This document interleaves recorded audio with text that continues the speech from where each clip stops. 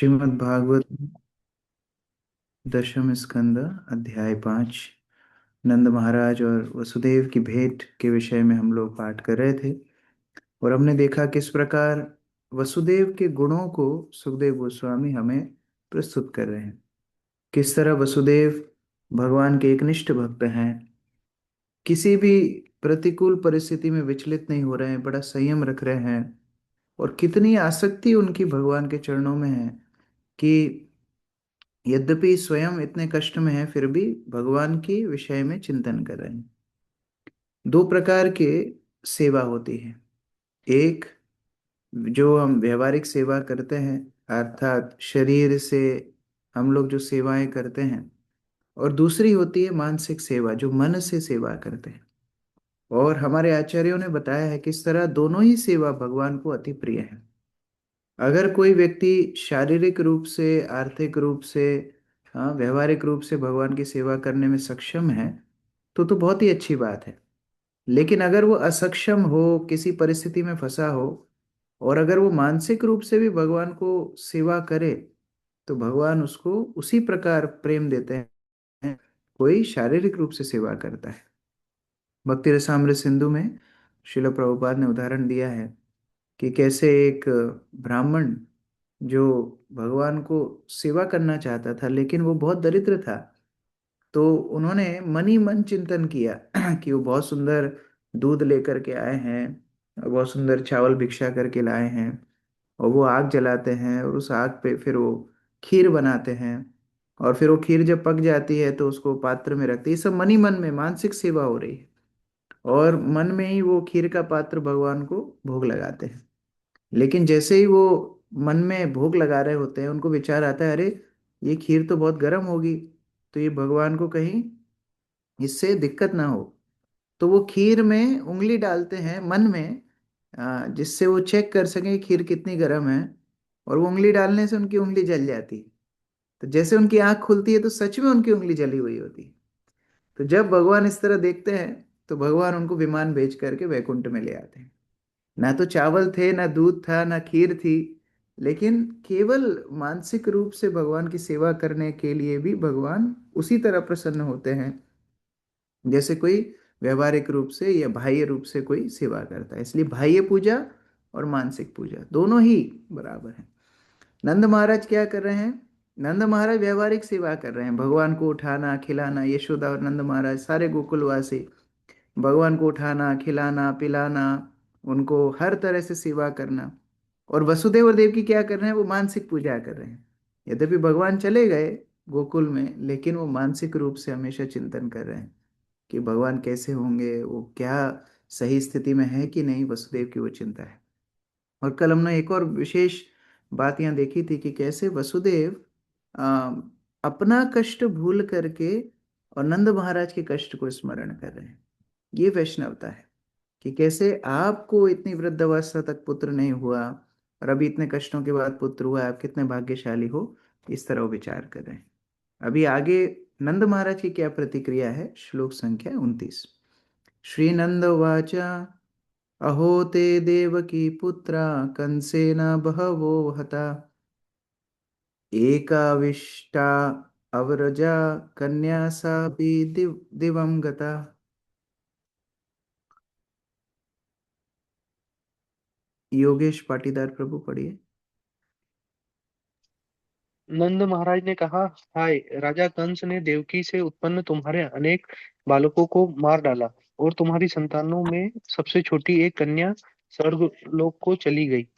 तात्पर्य: जब वासुदेव ने नंद महाराज से यह जान लिया कि कृष्ण कृष्ण के जन्म तथा यशोदा की कन्या से उनके बदले जाने का रहस्य अब भी खुला नहीं है, तो वे प्रसन्न थे कि सब कुछ ठीक से चल रहा है।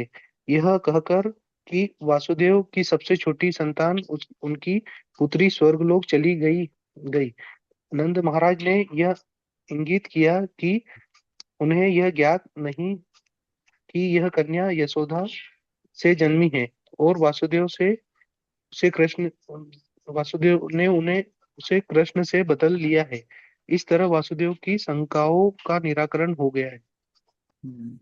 अभी नंद महाराज की प्रतिक्रिया क्या है? नंद महाराज अब वसुदेव के कष्ट को स्मरण कर रहे हैं। नंद महाराज भी ये नहीं बोल रहे हैं कि देखो हाँ हाँ ठीक है, हमको वृद्धावस्था में बालक हुआ, और वो बताने लगे डायरेक्ट कि देखो हमने इतना बड़ा फेस्टिवल किया, इतने लोग खा करके गए, पनीर सब्जी भी बनाई थी हमने, स्वीट्स भी बनाई थी हमने, पकौड़ा भी बनाया था। वो अपना गुणगान नहीं कर रहे हैं। सामान्यतः दो भौतिकवादी लोग मिलते हैं तो क्या करते हैं? वो अपना गुणगान शुरू कर देते हैं, सामने वाले की परिस्थिति को देखते नहीं है।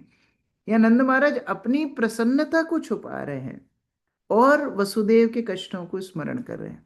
वहां वसुदेव अपने कष्ट को छुपा करके नंद महाराज के कौशल्य के बारे में बात कर रहे हैं, या नंद महाराज अपने कौशल्य को छुपा करके वसुदेव के कष्ट के बारे में बात कर रहे हैं कि देखो कितना अन्याय तुम्हारे साथ हुआ, कंस ने देवकी के इतने बालकों को मारा, और फिर एक छोटी कन्या आई, वो भी हाथ से छूट करके स्वर्गलोक को चली गई। अभी वसुदेव को ये स्पष्ट हो गया कि हाँ, मतलब इनको अभी तक भेद खुला नहीं है कि ये कन्या किसकी थी, बालक किसका था, मतलब अभी सब ठीक है। तो पहले प्रश्न का उत्तर उनको मिल गया कि अभी तक भेद खुला नहीं है। नूनम ही अदृष्ट निष्ठयम आदृष्ट परमो जन आदृष्टम आत्मन तत्वम यह वेदा न समुह्यति। हरिओम प्रभु। प्रत्येक व्यक्ति निश्चय ही प्रारब्ध द्वारा नियंत्रित होता है, क्योंकि उसी से मनुष्य के सकाम कर्मों के फल निर्धारित होते हैं। दूसरे शब्दों में अदृष्ट प्रारब्ध के कारण ही मनुष्य को पुत्र या पुत्री प्राप्त होती है, और जब पुत्र या पुत्री नहीं रहते तो वहां भी अदृष्ट प्रारब्ध के कारण होता है। प्रारब्ध ही हर एक का अंतिम नियंत्रक है। जो इसे जानता है वह कभी मोहग्रस्त नहीं होता। हरे कृष्ण। कितना भगवान के ऊपर निष्ठा है। प्रारब्ध अर्थात क्या है? भगवान की व्यवस्था है। भगवान को मानना अर्थात भगवान की व्यवस्था को मानना। इसी प्रकार हम लोग जब इंस्टीट्यूशन में रहते हैं, शिला प्रभुपाद बोला करते थे कि मुझे फॉलो करना मतलब इस्कॉन के स्ट्रक्चर को फॉलो करना, जीबीसी को फॉलो करना, टेम्पल प्रेसिडेंट फॉलो करना। तो उसी तरह यहाँ पर भगवान के दो शुद्ध भक्त बात कर रहे हैं और प्रारब्ध की बात कर रहे हैं। वो ये नहीं बोल रहे हम तो प्रारब्ध से बड़े हैं, भगवान के माता पिता है, प्रारब्ध क्या है? लेकिन उन लोगों की चर्चा क्या हो रही है? देखो प्रारब्ध इतना बलवान है, प्रारब्ध के कारण ये सब कुछ हुआ है। भगवान की व्यवस्था के ऊपर एक निष्ठता रखना ये भी भक्त का गुण है। भक्त कभी नियम को नहीं तोड़ता, जो भगवान ने व्यवस्था बनाई है उसको शिरोधार कर लेता है। पूजा परमार माता जी पढ़िए तात्पर्य। हरे कृष्ण प्रभु जी। नंद महाराज ने अपने छोटे भाई वसुदेव को यह कहकर ठाटस बंधाया कि अंत तो गत्वा प्रारब्ध ही प्रत्येक बात के लिए उत्तरदायी है। वसुदेव की इस बात से दुखी नहीं होना चाहिए कि उसकी अनेक संतानें कंस द्वारा मार दी गई हैं, अथवा इसलिए कि उनकी अंतिम संतान जो एक कन्या थी स्वर्गलोक को चली गई है। हरे कृष्ण। तो दोनों प्रश्नों के उत्तर उनको मिल गए। एक तो कि नंद महाराज ने ये स्पष्ट कर दिया कि उनको कुछ नहीं मालूम, भेद नहीं खुला, वो लड़की किसकी लड़का किसका उनको कुछ मालूम नहीं। दूसरा, ये भी उनको पता पड़ गया हाँ सब सलामत से है। नहीं तो नंद महाराज कुछ तो उल्लेख करते कि ब्रज में ये समस्या आई कि कुछ नहीं, कुछ उल्लेख नहीं किया। वसुदेव की समस्या को जब स्मरण किया तो वसुदेव समझ गए हाँ ये सब कुशल से है। दोनों बात का उत्तर मिल गया। वसुदेव अब देखो कितना, वसुदेव चाहते तो और डिटेल में पूछते कि अच्छा फिर कृष्ण की हरकतें कैसी हैं, या कैसा आपने महोत्सव मनाया, या कैसा वो दिखते हैं, या कि कैसे, बहुत कुछ पूछ सकते थे। लेकिन वसुदेव अपने संतोष से ज्यादा भगवान की सेवा के लिए विचार कर रहे हैं। वो सोच रहे हैं कि देखो कंस तो शांत नहीं बैठेगा, कुछ ना कुछ गड़बड़ करेगा। तो वसुदेव नंद महाराज को एक सुझाव दे रहे हैं। करौ वै वार्षिको दत्तो राज्ञे दृष्टा वयं च वा नेहास्तेयं बहुतीर्थं संत युक्ताप्तश्च गोकुले। नीतेश प्रभु। हरे कृष्ण प्रभु जी। वासुदेव ने नंद महाराज से कहा, मेरे भाई, आपने कंस को वार्षिक कर चुका दिया है, और मुझसे भी भेंट कर ली है। अतः इस स्थान पर अब अधिक दिन मत रुको। गोकुल लौट जाना बेहतर है, क्योंकि मैं जानता हूँ वहाँ कुछ उपद्रव हो सकता है। हरे कृष्ण। इतनी चिंता यहाँ बैठे बैठे कर रहे हैं। नंद महाराज को बोल रहे हैं अभी और आपका काम हो गया, अभी मथुरा में आपको घूमने की जरूरत नहीं है, शॉपिंग करने की जरूरत नहीं, आप वापस चले जाओ, आप गोकुल चले जाओ। गोकुल में हो सकता है कुछ उपद्रव हो, ये आशंका वसुदेव को लगी हुई है। वो कंस के व्यवहार को, कंस के स्वभाव को जानते हैं। आज कंस हो सकता है सदैव दिख रहा हो, लेकिन कंस इतना आसुरी प्रवृत्ति में डूब गया है कि वो कभी भी अनहित की सोच सकता है। आप तुरंत चले जाओ। यहाँ बैठे बैठे वसुदेव कृष्ण की चिंता कर रहे हैं। ये कितना उनका स्नेह भाव है। वो नंद महाराज को बोल रहे हैं, आप तुरंत चले जाओ, आपका सब काम हो गया, अभी आप तुरंत चले जाओ, वहां पर कुछ गड़बड़ हो सकती है। श्री शुक उवाच इति नन्दादयो गोपा प्रोक्तस्ते शौरिणा ययौ अनोभि अण्डुतयुक्तै तम् अनुज्ञाप्य गोकुलम। वर्षा माता जी पढ़िए। श्री कृष्ण प्रभु जी। सुखदेव गोस्वामी ने कहा, जब वसुदेव ने नंद महाराज को इस प्रकार सलाह दी तो नंद महाराज तथा उनके संगी ग्वालों ने वसुदेव से अनुमति ली, अपनी अपनी गाड़ियों में बैल जोते और सवार होकर गोकुल के लिए प्रस्थान कर गए। इस प्रकार श्रीमद् भागवत के 10वें स्कंद के अंतर्गत नंद महाराज तथा वसुदेव की भेंट नामक 5वें अध्याय के भक्ति वेदांत तात्पर्य पूर्ण हुए। हरे कृष्ण। कितना भगवान के ऊपर केंद्रित जीवन है, ये हम ब्रजवासियों से सीख सकते हैं। नंद महाराज क्यों आए थे मथुरा? क्यों? कि कृष्ण को कोई अनहित ना पहुंचाए कंस, उसको पहले से ही जाके कर दे दो, वो शांत हो जाएगा, प्रसन्न हो जाएगा। तो आ गए, तुरंत आ गए। और यहाँ वसुदेव ने जैसे ही बोला कि गोकुल में कुछ अनित हो सकता है, तुरंत बैलगाड़ियों में बैठ करके निकल गए।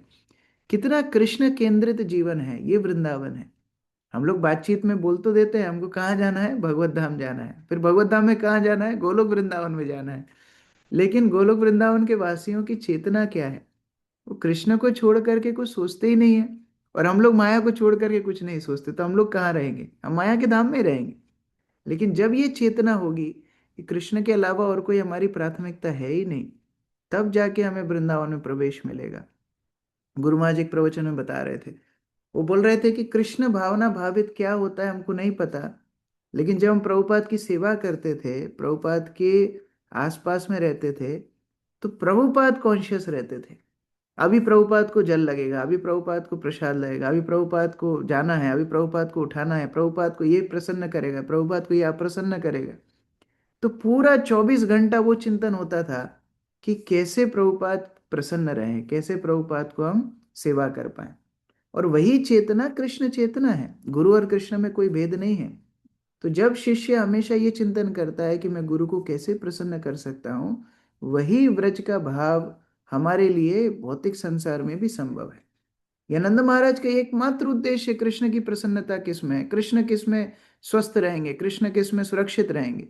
और वो आ गए, इतना सबको लेके यहाँ आ गए, कर दे दिया। धन से कोई मतलब ही नहीं है। धन हो संपदा हो, वो तो ऐसे ही लुटा गए कंस के ऊपर। और अभी दोबारा जा रहे हैं, फिर मथुरा में घूमने फिरने का उनका मन नहीं है, सेवा जरूरी है, फिर वापस लौट रहे हैं। ये भाव हम लोगों को ग्रहण करना है। ये हम लोग इतने उच्च दशम स्कंद का पाठ कर रहे हैं, लेकिन साधकों की दृष्टि से हमको ये पाठ करना चाहिए। कई स्तर पे भागवत को पढ़ सकते हैं हम। रसिक भक्त इसको पढ़ेंगे, उनका अलग साक्षात्कार होगा।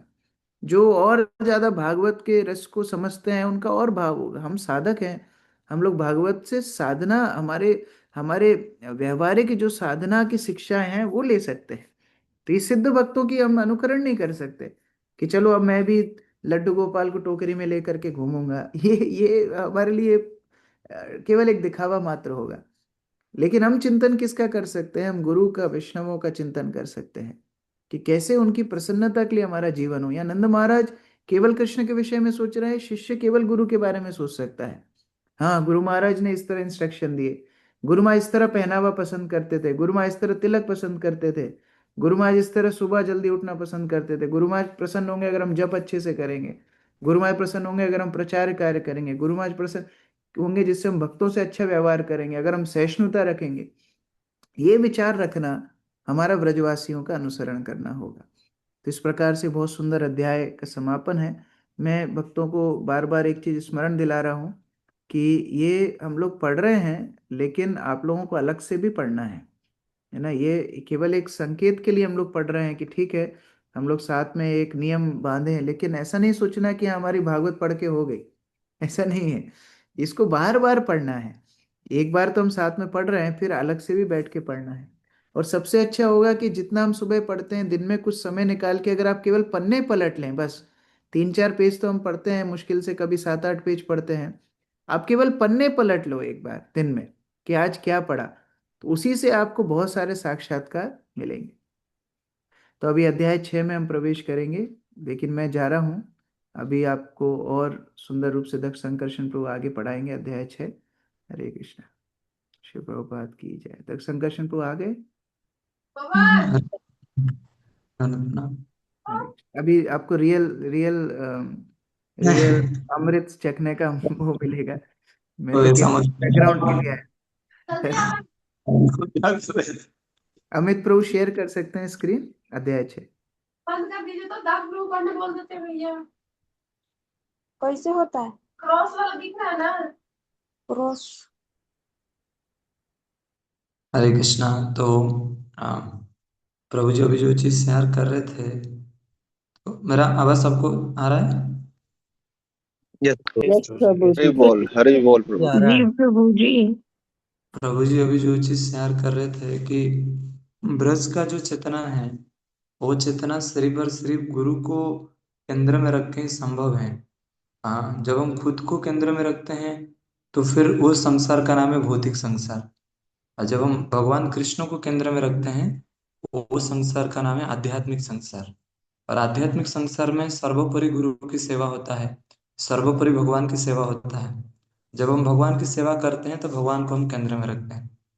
तो पूतना वध चैप्टर 6 रघुवीर प्रूफ पढ़ सकते हैं? हरे कृष्णा। चैप्टर 6 पूतना वध, छठे अध्याय का सारांश इस प्रकार है। जब नंद महाराज वसुदेव के आदेशानुसार घर लौट रहे थे तो उन्होंने मार्ग पर एक विशाल राक्षसी को पड़े देखा और बाद में उसकी मृत्यु के बारे में सुना। जब ब्रज के राजा नंद महाराज गोकुल में होने वाले उत्पातों के बारे में वसुदेव के शब्दों पर विचार कर रहे थे तो वे कुछ भयभीत थे और उन्होंने श्री हरि के चरण कमलों में शरण ग्रहण की। उसी बीच कंस ने गोकुल गांव में पूतना नाम की राक्षसी भेजी जो इधर उधर घूमकर छोटे छोटे बच्चों को मार डालती थी। निसंदेह जहाँ कृष्ण भावनामृत नहीं है वहां ऐसी राक्षसिनियों का खतरा रहता है, किंतु जिस गोकुल में साक्षात भगवान हो वहां पूतना को अपनी ही मृत्यु के अतिरिक्त और क्या मिल सकता था। एक दिन पूतना बाह्य आकाश से नंद महाराज के घर गोकुल में पहुंची और अपनी योग शक्ति से अति सुंदर स्त्री का रूप धारण कर लिया। वह साहस करके बिना किसी की अनुमति लिए सीधे कृष्ण के शयन कक्ष में घुस गई। कृष्ण कृपा से उसे किसी ने घर में या कमरे में घुसने से मना नहीं किया, क्योंकि कृष्ण की ऐसी ही इच्छा थी। बालक कृष्ण ने, जो राख से ढकी अग्नि के समान थे, पूतना को देखा और सोचा कि मुझे इस सुंदर स्त्री के रूप वाली राक्षसनी का वध करना होगा। योग माया तथा भगवान के प्रभाव से मोहित होकर पूतना ने कृष्ण को अपनी गोद में ले लिया। तो न तो रोहिणी ने मना किया न ही यशोदा ने। तब पूतना ने कृष्ण को अपने स्तन पिलाने लगी, किंतु उसमें विष चुपड़ा हुआ था। इसलिए बालक कृष्ण ने उसके स्तन इतनी जोर से चूसे कि उसे असह्य पीड़ा हुई, जिससे वह अपना असली रूप में आकर भूमि पर गिर पड़ी। तब कृष्ण उसके स्तन पर एक छोटे शिशु की तरह खेलने लगे। उन्हें खेलता हुआ देखकर गोपियों को राहत हुई और उन्होंने बच्चे को अपनी गोद में उठा लिया। इस घटना के बाद गोपियां चौकन्नी रहने लगी, जिससे कोई राक्षसनी आक्रमण न कर सके। तब माता यशोदा ने बालक को अपना दूध पिलाया और बिस्तर पर लेटा दिया। तब तक नंद महाराज तथा उनके संगी ग्वाले मथुरा से लौट आए थे, और जब उन्होंने पूतना के विशाल मृत शरीर को देखा तो वे हक्के बक्के रह गए। हर एक को आश्चर्य हो रहा था कि वसुदेव ने इस दुर्घटना का पूर्वानुमान लगा लिया था। अतः सारे लोग वसुदेव की दूरदृष्टि की प्रशंसा करने लगे। व्रजवासियों ने पूतना के शरीर के खंड खंड कर डाले, किंतु कृष्ण द्वारा स्तनपान किए जाने से उसके सारे पाप दूर हो चुके थे। अतः जब ग्वालों ने उन टुकड़ों का अग्निदाह किया तो उससे उठे धुएं से चारों ओर की वायु आनंदमय सुगंध से भर गई। इस तरह यद्यपि पूतना ने कृष्ण को मार डालना चाहा था, वह भगवत धाम पहुंच गई। इस घटना से हमें यह शिक्षा मिलती है कि यदि कोई व्यक्ति कृष्ण से थोड़ा बहुत भी लगाव रखता है, चाहे वह शत्रु भाव से क्यों न हो, तो उसे सफलता अवश्य मिलती है। भला उन भक्तों के विषय में क्या कहा जाए जो कृष्ण प्रेम में सहज ही अनुरक्त रहते हैं। जब ब्रजवासियों ने पूतनावत तथा शिशु की कुशलता का समाचार सुना तो वे अत्यधिक प्रसन्न हुए। नंद महाराज ने बालक को अपनी गोद में उठा लिया और संतोष की सांस ली। हरे कृष्ण। अमित प्रभु थोड़ा इसको बड़ा बड़ा कर सकते हैं क्या? तो अभी पुतना के पद का खबर आ रहा है और इस चैप्टर का नाम ही है पुतना वध। भगवान हाँ, भगवान के आश्रय में जो रहते हैं उनका भी कुछ भय नहीं होता, और साथ ही साथ भगवान उनके सारे भय को भी दूर कर देते हैं। पुतना अभी कंस ने पुतना को भेजा था, और पुतना ने इतना सुंदरी और इतना सुंदर वस्त्र पहन के आए थे कि यशोदा और रोहिणी ने भी उनको पास में आके कृष्ण को लेने के लिए मना नहीं किए। तो अभी हम देख सकते हैं कि इसी रूप में पुतना के रूप में कौन कौन हमारे पास आ रहे हैं। हाँ, जैसे प्रभु जी अभी बोल रहे थे कि साधक का, हमको अभी साधक जीवन जी रहे हम, तो हमको भी देखना चाहिए पुतना के रूप में कौन कौन हमारे पास आते हैं और कृष्ण से हमको दूर कर देते हैं। जैसे अभी पुतना कृष्ण को लेके जाएगी, तो यशोदा मैया से कृष्ण दूर हो गए। तो अभी एग्जाम्पल दे सकते हैं, रघुवीर प्रभु क्या आती है पुतना के रूप से, बताइए। सुबह सुबह क्या आती है? सुबह 4 बजे पुतना के रूप में क्या आती है? नींद नींद। हाँ, इसीलिए हमने कल एक वीडियो बनाया है, स्काई ग्रुप और भागवत प्रवेश वगैरह सब में डाला है, कि पुतना के रूप में बड़ा घमाघोट नींद आती है, और नींद रूपक पुतना को हम छोड़ नहीं पाते हैं कभी। देन हमको लगता है कि नींद ही बहुत प्यारा है। तो हम फिर कृष्ण की मंगल आरती को मिस कर देते हैं, कुछ समय के लिए मिस करते हैं, काल के लिए तो फिर गुरु का कॉल आ जाएगा कि नहीं नहीं ऐसा क्यों किए, तो फिर यशोदा मैया को फिर कृष्ण मिल जाएंगे। तो इसीलिए हम छोटे छोटे भूल करते रहते हैं, कभी हमको याद दिलाने के लिए, कि भगवान याद दिलाते हैं कि ऐसा नहीं करना चाहिए। प्रथम श्लोक। श्री सुख उवाच, प्रभु और थोड़ा सा बड़ा कर लीजिए जस्ट। नंदः पथि बचं, हाँ ठीक है। नंदः पथि बचं सौरेन मृषिते विचिन्तयन् हरिं जगाम शरणम उत्पात आगम संकित, और थोड़ा सा बड़ा कर दीजिए, हल्का सा। हाँ, रेवती जीवन प्रभु अनुवाद पढ़िए। हरे कृष्णा दंडवत प्रणाम। सुखदेव गोस्वामी ने कहा, हे राजन, जब नंद महाराज घर वापस आ रहे थे तो उन्होंने विचार किया कि वसुदेव ने जो कुछ कहा था वह असत्य है या निरर्थक नहीं हो सकता। अवश्य ही गोकुल के उत्पादों के होने का कुछ खतरा रह रहा होगा। जो ही नंद महाराज ने अपने सुंदर पुत्र कृष्ण के लिए खतरे के विषय में सोचा, तो ही वे भयभीत हो उठे और उन्होंने परम नियंता का चरण कमलों में शरण ले ली। प्रतिभा माता जी तात्पर्य पढ़िए। तात्पर्य। जब कभी कोई संकट आ पड़ता है तो शुद्ध भक्त सदैव पूर्ण पुरुषोत्तम भगवान द्वारा दिए जाने वाले संरक्षण तथा आश्रय के विषय में सोचता है। श्रीमद् भगवद गीता 9.33 में इसी बात का आदेश है कि अनित्यमं सुख लोकम में प्रायप्त भगवतम नाम मामम। इस भौतिक जगत में पग पग पर संकट विपदा है, पद पद पर यादितम पादनम। अतः भक्त के लिए पद पद पर श्रीमद् भगवत भगवान की शरण के जाने के अतिरिक्त अन्य कोई उपाय नहीं है। हरे कृष्ण। यहाँ पे कोई खुशी में तब रह सकता है जब व्यक्ति को थोड़ा सा संकेत मिल जाता है। जैसे पहले जमाना में क्या होता था, राजा दोषी को दंड देते थे, दस्यु को दंड देते थे, एक नदी में लेके जाते थे, उसको बहुत डुबाते थे। देन थोड़ा सा उसको उठाते थे, वो थोड़ा सा सांस लेता था, बोलता था, "आह, क्या शांति है।" तो तो राजा ऐसे ही दंड देते थे, और सुख ऐसे ही है संसार में। थोड़ा हमको हल्का सा लगता है ना, आगे कुछ मिलेगा, आगे कुछ मिलेगा, उसी सुख के लिए हम लोग बचपन से 55, 55 से 80, 80 से 90, 100 साल तक काम करते हैं। तो परंतु प्रभुपाद हमको बताते हैं, समाश्रित जे पद पल्लव प्लवम महत्पदम पुण्य सो मुरारे भवाम बुद्धिर्वत्स पदम परम पदम पदम पदम यद विपदम न तेसाम। कि भगवान के चरणों के बिना ये पूरा संसार का हर एक समय, हर एक क्षण जो है वो विपद से घिरा हुआ है। इसको कौन समझ पाएगा? जो भगवान के आश्रय में रहते हैं उनको समझ में आएगा, जो माया के आश्रय में रहते हैं उनको कभी नहीं समझ में आएगा। इसलिए बोलते हैं, निताईर करुणा हले ब्रजे राधा कृष्ण पावे। जब भगवान नित्यानंद प्रभु का करुणा होगा तब राधा कृष्ण की कृपा हमको महसूस होगा। नहीं तो करोड़ों जीवन से हम कहीं ना कहीं घूम रहे हैं, और ये जीवन भी वैसे ही व्यर्थ हो जाएगा, हमको समझ में नहीं आएगा कि जीवन का लक्ष्य क्या है। कंसेन प्रहिता घोरा पुतना बाल घातिनी शिशुश्चार निघ्नति पुरोग्राम अम्रजादिषु। मुकेश शर्मा प्रभु अनुवाद पढ़िए। मोनिका चौधरी माता जी अनुवाद पढ़िए।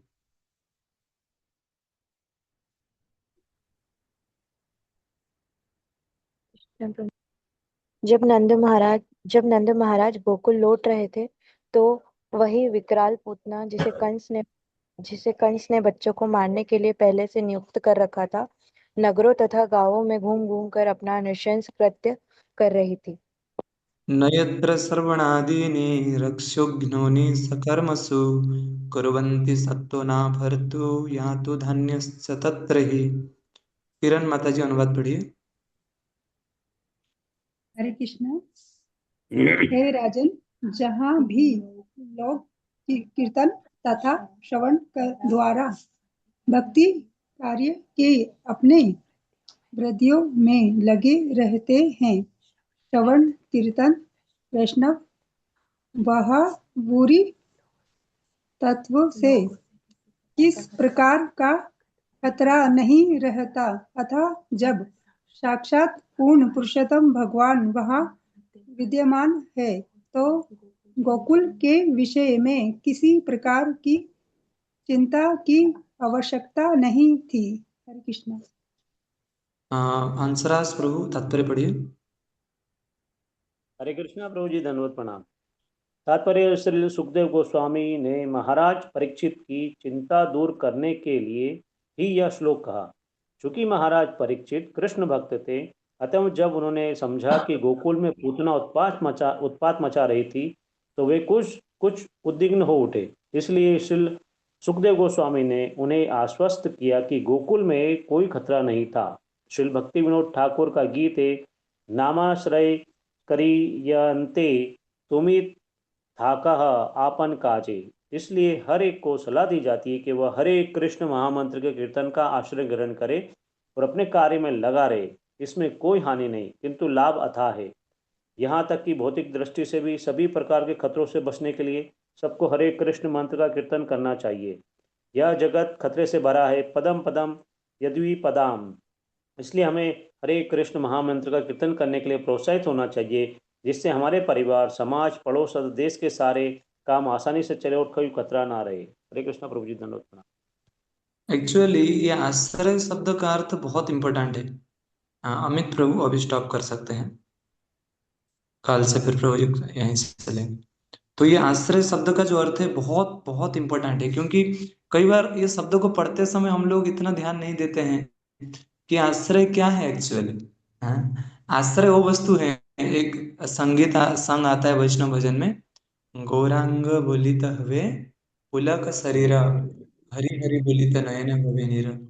जब हम गौरांग का नाम लेंगे आश्रय में रहते हुए, ये शरीर रोमांचित हो जाएगा और हमें हर क्षण जब हम गौरांग बोलेंगे, नित्यानंद बोलेंगे, तो हमारा आंखों में आंसू आने लगेगा। तो ये आश्रय का लक्षण है। जब हम आश्रय में रहते हैं तो आशा बनती है भगवान की करीब जाने का, आशा बनती है भगवान को प्राप्त करने का, आशा बनती है कि भगवान कब मिलेंगे। ये आश्रय का लक्षण है। जो व्यक्ति आश्रय में नहीं, उसको चिंता भी नहीं होगा कि भगवान कब मिलेंगे। जो व्यक्ति आश्रय में रहता है उसको हमेशा चिंता सताएगा कि कृष्ण कहाँ है ना, क्या करूं मैं ऐसा जैसे मुझे कृष्ण मिलेंगे। उसका वो लक्षण आएगा जीवन में। उसका छोटे मोटे विपद को उसके लिए फिर जैसे हम कहते हैं ना, श्रवणी पतितम अथवा अकिंचनतम न वैकुंठ वासम अथवा नरक निवासम, कि प्रभु आप मुझे कहीं पे भी रख दीजिए परंतु मुझे आपका आश्रय से दूर मत करिए। इसलिए भक्तों का हमेशा चिंतन रहता है कि कितना भी बड़ा विपद हो परंतु भगवान के आश्रय ना जाए। जब प्रहलाद महाराज को नरसिंह देव भगवान वर मांगने के बोलते हैं, प्रहलाद महाराज कहते हैं भगवान सब कुछ हो परंतु प्रभु आपका विस्मरण ना हो। आपका विस्मरण होने से मुझे सब कुछ मिलने के बाद भी उससे मैं खुश नहीं रहूंगा। सेम कुंती महारानी बोलती है कि प्रभु आप अभी चले जा रहे हैं हस्तिनापुर से, आप थे, विपद भी था परंतु फिर भी आपका स्मरण हमको सबसे बड़ा खुशी दे रहा था। अभी आप चले जा रहे हैं, अभी आपका स्मरण कैसे होगा। तो भक्तों का जीवन में सबसे बड़ा जो क्षण है वो है भक्तों का साथ में रह के भगवान को स्मरण करना। ये असंभव है, भक्तों के बिना भगवान का स्मरण होना असंभव है। कई बार हम भक्तों के साथ में रहते रहते अनुभव कर लेते हैं, देखो भगवान के नाम तो जप कर रहा हूँ, देखो अभी सुबह तो उठ रहा हूँ, देखो अभी ये तो पढ़ रहा हूँ, क्या जरूरत है। परंतु एक प्रश्न खुद को पूछ के देखिए, क्या ये संभव है भक्तों का बिना हमारा भक्ति संभव है? इसीलिए हमेशा भक्तों के आश्रय में रहते हुए मतलब हमेशा हमको आगे बढ़ना चाहिए। और धीरे धीरे अभी जैसे नंद महाराज आएंगे तो उनको ऑलरेडी तो ब्रजवासी अभी ब्रह्मा जी अलग अलग लोग ऐसे प्रार्थना करते हैं, अहो भाग्यम, अहो भाग्यम ब्रज गोप नंदो कसम यन्मित्रम परमानंदम पूर्ण ब्रह्म सनातनम। इतना बड़ा भाग्य देखिए इन लोग का, जिनके मित्र स्वयं भगवान बन गए। तो ये तो गोपो और ब्रजवासियों का महाभाग्य है ना, उनके उनके मित्र बने भगवान। तो उसी प्रकार से हमारा भी कुछ कम भाग्य नहीं कि हम उनके बारे में सुन रहे हैं, हमारा भी कुछ कम भाग्य नहीं कि हम डेली भागवत को आलिंगन कर रहे हैं, हमारा भी कुछ कम भाग्य नहीं कि हम उनके भगवान के बारे में स्मरण कर रहे हैं, जो ब्रह्मा शिव जी के आदि भगवान है। तो इसीलिए हमेशा खुद के भाग्यों को समझ के भक्ति में और तीव्र होने की प्रयास करना चाहिए। और जितना भक्ति में तीव्रता आएगी उतना भाग्य हमको महसूस होगा। नहीं तो ब्रह्मा जी को महसूस हो रहा है, शिव जी को महसूस हो रहा है, हमको क्यों महसूस नहीं हो रहा है? क्योंकि हम अभी उस आश्रय में नहीं है कहीं ना कहीं। जब हम आश्रय में आएंगे तो हमको 100% महसूस होगा। श्रील प्रभुपाद की। इसका कोई प्रश्न है? हरे कृष्णा प्रभु जी, दंडवत प्रणाम। हरे कृष्णा, दंडवत प्रणाम। प्रभु जी, प्रचार प्रचार से रिलेटेड प्रश्न था, पिछले क्लास में भी चर्चा किए थे प्रभु जी ने। अभी जैसे ये बात सच है कि हम भी अभी भक्ति में थोड़ा बहुत जो प्रयास कर रहे हैं, हमारे पीछे बहुत सारे वैष्णवों का बहुत बड़ा योगदान है। और जब हम दूसरे को प्रचार करने जा रहे हैं तो उस टेस्ट को महसूस भी कर पा रहे हैं कि लोगों को कॉल कर रहे हैं तो प्रभु जी, और कई बार रिप्लाई आता है, कई बार नहीं आता है। हम उन्हें बताते भी हैं थोड़ा से कि अगर हम बोलते हैं हम माला करते हैं प्रतिदिन, पर वो रिपोर्ट करना नहीं चाहते, या फिर वो मतलब भागवतम भी उनके घर पहुंचा दिए। तो मैं देखता हूँ कि थोड़ा वो आश्रय से हट रहे हैं। तो थोड़ा चिंता होती है उनके लिए। आप मैं वही सोच रहा था कि ये मेरा अटैचमेंट है कि, तो किस तरह से हम उनको अप्रोच कर सकते हैं। हरे कृष्ण। एक्चुअली कई बार मुझे भी लगता है, ऐसा नहीं है कई बार मुझे भी लगता है कि मेरा आपसे अटैचमेंट है क्या। तो फिर मैं पूछता हूँ कि ये अटैचमेंट गलत है कि सही है, तो मुझे आवाज आती है कि सही है तो भक्तों के साथ अटैचमेंट नहीं होगा तो भगवान कैसे मिलेंगे? प्रचार के लिए अटैचमेंट नहीं होगा तो भगवान कैसे मिलेंगे? प्रभुपाद जी के अंदर यदि अटैचमेंट नहीं होता तो 70 साल की उम्र में कौन सा ऐसे बूढ़ा व्यक्ति सोचेगा कि अमेरिका जाके प्रचार करना है? तो अटैचमेंट तो बहुत जरूरी है। यही तो है, जनस्य कृष्णात् विमुखस्य दैवात् अधर्मशीलस्य सुदुःखितस्य अनुग्रहाय चरन्ति न्यूनम भूतानि भवानी जनार्दनस्य। ये पूरा संसार के बद्ध जीव को कृपा करने के लिए, अनुग्रह करने के लिए, क्योंकि कृष्ण से विमुख हो चुका है बद्ध जीव। अभी उसको कृष्ण वासना आ ही नहीं रहा है, कृष्ण को खुशी करने, खुशी देने की वासना उत्पन्न हो ही नहीं रहा है। उसको अभी पूरा जीवन का लक्ष्य है उसको खुद को खुशी देना।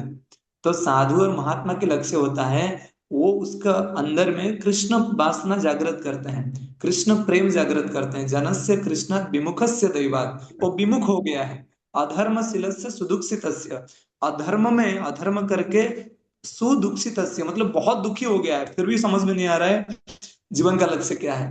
अनुग्रहाय चरन्ति न्यूनम, अनुग्रह करने के लिए भगवान के भक्त ब्रह्मांड में विचरण करते हैं। भूतानि भवानी जनार्दनस्य, ऐसे उनकी महिमा, ऐसे उनकी अनुकंपा। सच में साधु नहीं होते तो जगत का क्या होता हम पढ़ते ना, प्रभुपाद नहीं होते है ना तबे के होते ये ये नाम धरिते कैसे, मतलब प्रभुपाद नहीं होते तो कैसे होते। सेम हमारा जीवन भी भक्तों का आश्रय के बिना नहीं है। तो आप जो कर रहे हैं ऑब्वियसली सही है, नहीं तो फिर कैसे? प्रभुपाद जी को आंसू आता था देख के उनके शिष्य लोग को, कहते हैं आप मेरे शिष्य नहीं, आप मेरे गुरु हैं। अच्छा, कैसे गुरु हैं? क्योंकि आपको मेरे गुरु महाराज ने उनकी सेवा करने के लिए भेजे हैं, इसलिए आप मेरे शिष्य नहीं, आप मेरे गुरु हैं।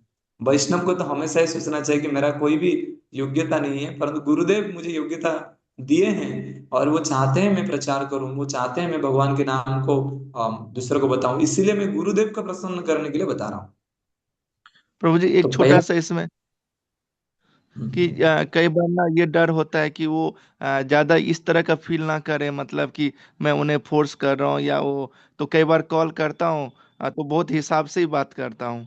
एक डर भी बना रहता है कि वो भक्ति छोड़ ना दे। हरे कृष्ण। एक्चुअली वैसा होता है, कई बार हमने देखा भी है कि ज्यादा कॉल लगाने से सामने वाला व्यक्ति जो है वो भग जाता है, थोड़ा सा मतलब डर जाता है कि क्या अभी तो किसने बोला कि प्रभु आपको कुछ इनकम वगैरह मिलता है क्या।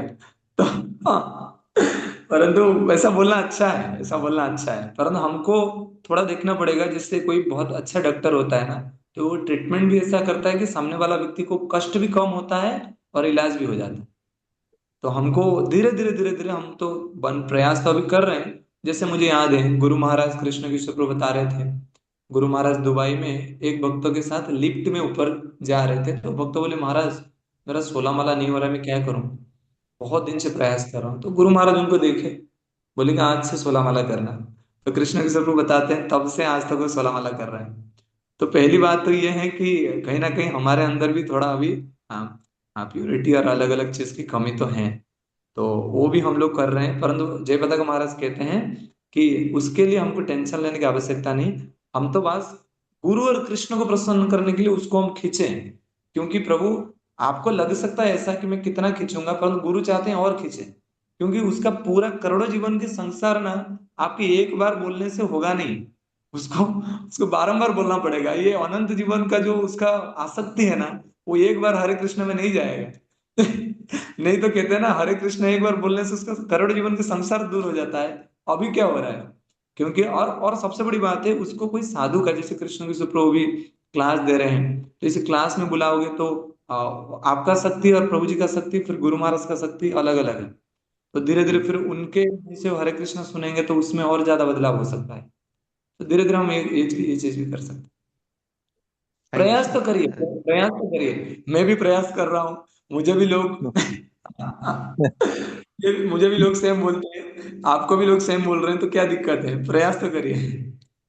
लास्ट क्वेश्चन में सबसे गुरु पूजा भी आने वाला है, हंसराज प्रभु लास्ट हंसराज। हरे कृष्णा प्रभु जी, धन्यवाद, प्रणाम। प्रभु जी, जैसे 16 माला का हम जैसे आपके मतलब वैष्णव के संग में हम करते हैं, तो कभी तबीयत खराब हो जाती है और नहीं कर पाते, तो प्रभु उसमें फिर कुछ क्या रहता है कुछ प्रभु जी? तबीयत खराब हो जाती है मतलब क्या वेंटिलेटर में चले गए क्या? नहीं, अभी एक्चुअली मैं मिसेस को हॉस्पिटल में भर्ती करना पड़ा था वहाँ पर प्रभु जी, थोड़ा उनको कुछ प्रॉब्लम हो रही थी, एमआरआई वगैरह कराई ब्रेन वगैरह की, तो वो मतलब थोड़ा मतलब उनको। उस समय में गुरु जी को पूछना चाहिए कि प्रभु जी गुरु महाराज मेरा ये हो रहा है, तो क्या मुझे करना चाहिए। मतलब फिर गुरु महाराज बोलेंगे आप ना 8 माला चैंटिंग में कर लो और 8 माला आ, गिन के कर लो, ऐसे कुछ बोल सकते हैं, परंतु खुद से रोक देना अच्छा नहीं है।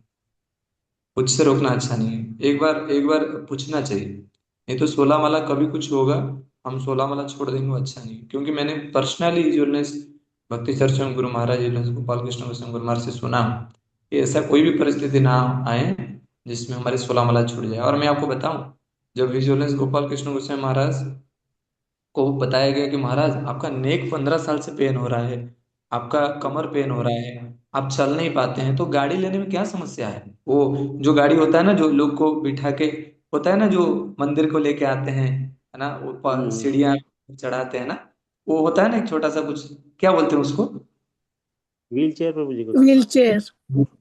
व्हील चेयर, मैं बोल रहा हूँ गाड़ी, व्हील चेयर। गुरु महाराज बोले मुझे व्हील चेयर मत दो, नहीं तो मुझे ये फील होगा कि मैं बूढ़ा हो गया। तो मतलब ये कब ये जो वासना है ना कृष्ण और प्रभुपाद जी को प्रसन्न करने की जो वासना है, ये होगा हाँ प्रभु, ये 100% होगा, धीरे धीरे होगा ये चीज। नहीं तो देखो उनका भी संसार था, उनका भी घर परिवार है, परंतु उससे ज्यादा वो कृष्ण को केंद्र में रखते हैं। अभी वसुदेव और देवकी और नंद महाराज यशोदा, उनके जीवन में कितना दुख आ रहा है अभी देखिए। उनके खुद का जीवन को बाजी लगा के वो कृष्ण को केंद्र में रखना चाहते हैं, बताइए। तो इसलिए हमको भी प्रयास करना चाहिए कुछ किसी भी परिस्थिति में 16 माला ना छुप ना टूटे तो अच्छा है। ये नियम बहुत जरूरी है। 16 माला तो 2 घंटा हमको लगता है, इसको हमको वो नहीं करना चाहिए। 16 माला 4 नियम और प्रचार, ये हमेशा कुछ ना कुछ हमको प्रयास करना चाहिए कि अरे मैं 4 साल से इस्कन से जुड़ गया, अभी तक मैं किसी को कृष्ण के बारे में बोल नहीं रहा हूँ, अभी तक भी एक वक्त बनाया नहीं, तो कैसे चलेगा? तो एटलीस्ट ये प्रयास तो करना चाहिए। और मैं कल एक भक्त से बात कर रहा था, मेरा जस्ट लास्ट एक रियलाइजेशन बता रहा हूँ।